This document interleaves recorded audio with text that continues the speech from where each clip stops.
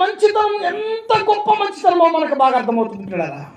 పాడైపోతున్న నిన్ను నన్ను, దూరంగా పారిపోతున్న మనల్ని, దేవుణ్ణి దూరంగా పెట్టి పారిపోతున్న మనుషులని దేవుడు తన మంచితనము చేత ఏం చేస్తుంది చెప్పండి అమ్మా? ఆయన ప్రేమిస్తున్నాడు. మంచిదేది నాలో లేకుండినను నీ మంచితనమంతా చూపించినావు. పాడండి. మంచిదేది నాలో లేకుండినను నీ మంచితనమంతా చూపించినావు. ఇంతగా నన్నింతగా